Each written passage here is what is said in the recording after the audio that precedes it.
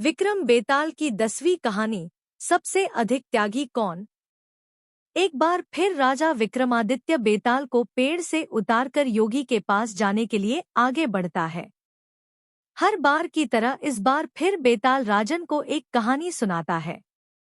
बेताल बताता है कि वीरबाहु नाम का एक राजा था जो छोटे छोटे राज्यों पर राज किया करता था। राजा अनकपुर नामक राजधानी में रहता था। उसी राजधानी में अर्थदत्त नाम का एक व्यापारी भी रहता था जिसकी मदन सेना नाम की एक बेटी थी। व्यापारी की बेटी अक्सर घूमने के लिए बाग में जाया करती थी। एक दिन एक युवक ने मदन सेना को बाग में देखा और देखता ही रह गया। वो मदन सेना से प्रेम करने लगा था और हर दम उसी के ख्यालों में डूबा रहता है। एक दिन हिम्मत करके युवक बाग में गया। वहां मदन सेना अकेले बैठी थी। उसने नवयुवती को बताया, मेरा नाम धर्म सिंह है और मैं आपकी खूबसूरती पर फिदा हो गया हूँ। व्यापारी के बेटी ने उत्तर दिया, मुझसे तुम दूर रहो, मैं किसी और की अमानत हूँ। धर्म सिंह उसकी बात नहीं सुनता और उससे विवाह का आग्रह करता है।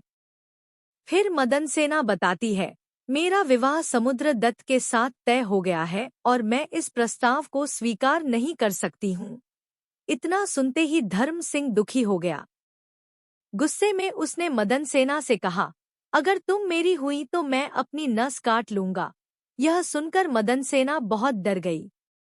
मदन सेना ने उसे वचन दिया कि वो ठीक 5 दिन बाद उससे मिलने के लिए आएगी।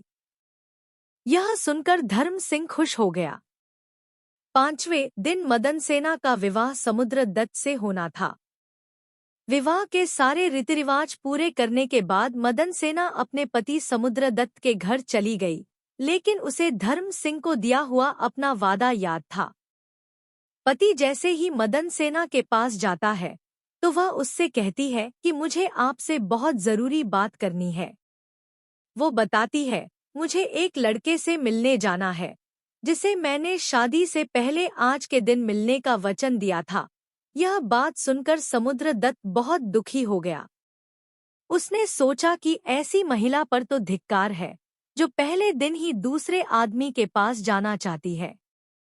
इसे अगर मैं रोकूंगा तो भी यह चली ही जाएगी। ऐसा सोचकर समुद्रदत्त ने उसे जाने की इजाजत दे दी।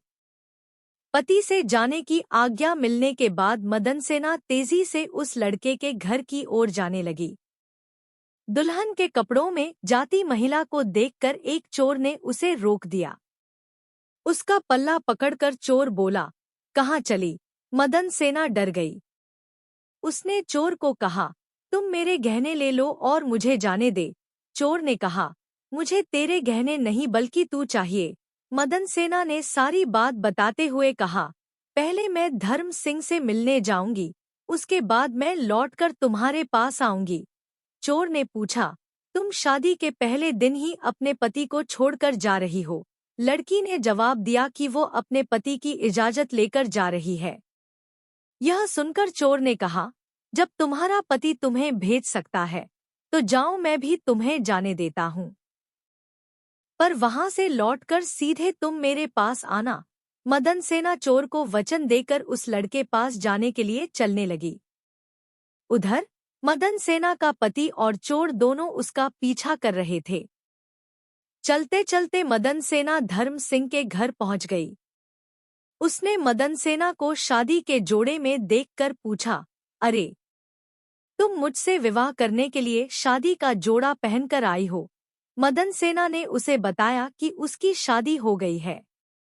इतना सुनते ही लड़के ने कहा, तुम कैसे अपने पति से बचकर यहाँ आ गई।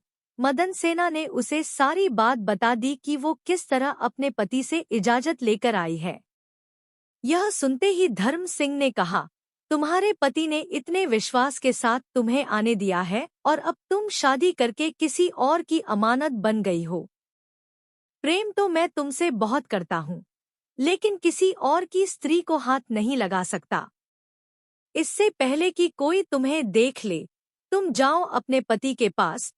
चोर और मदन सेना का पति दोनों छुपकर उनकी सारी बातें सुन रहे थे। जैसे ही मदन सेना धर्म सिंह के घर से बाहर निकलती है तो वह दोनों भी अपने अपने रास्ते पर निकल पड़ते हैं। मदन सेना लड़के के घर से निकलकर सीधा चोर के पास पहुंचती है। चोर उसे देखकर मन में सोचता है, यह कितनी पवित्र है, इसके साथ कुछ भी करना गलत होगा। साथ ही उसे धर्म सिंह के घर की बात भी याद आ जाती है। वो मदन सेना की सच्चाई और धर्म सिंह के त्याग को देखकर प्रभावित होता है और कहता है, जाओ अपने पति के पास, यहाँ क्या कर रही हो। ऐसा कहकर चोर मदन सेना को उसके घर तक छोड़कर आता है। बेताल मदन सेना की कहानी रोककर राजा से पूछता है, हे राजन, अब यह बताओ, इन तीनों में से सबसे बड़ा त्याग किसका है। विक्रमादित्य कहता है, बेताल, सबसे बड़ा त्याग चोर ने किया है। इतना सुनते ही वो राजा से पूछता है, कैसे। विक्रमादित्य कहता है, सुन बेताल, मदन सेना का पति उसे यह सोचकर जाने देता है कि यह दूसरे व्यक्ति के प्रति आकर्षित है। ऐसी स्त्री का क्या करना। धर्म सिंह उसे दूसरे की पत्नी समझकर छोड़ता है और उसे यह बोध भी था कि वह पाप कर रहा है।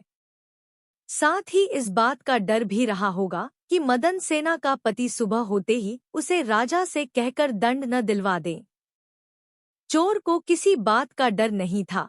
गहने से लदी स्त्री को उसने त्याग दिया। वो हमेशा से ही पाप कर्म करते आ रहा था, इस बार भी कर लेता तो उसका कुछ नहीं बिगड़ता। इसी वजह से चोर का त्याग बड़ा है। राजा का जवाब सुनकर बेताल बेहद खुश हुआ और बोला, राजन, तूने मुंह खोल दिया, अब मैं चला। इतना कहकर बेताल एक बार फिर से उड़ जाता है। कहानी से सीख, किसी भी मुसीबत में अपने चरित्र और आत्मविश्वास को नहीं खोना चाहिए।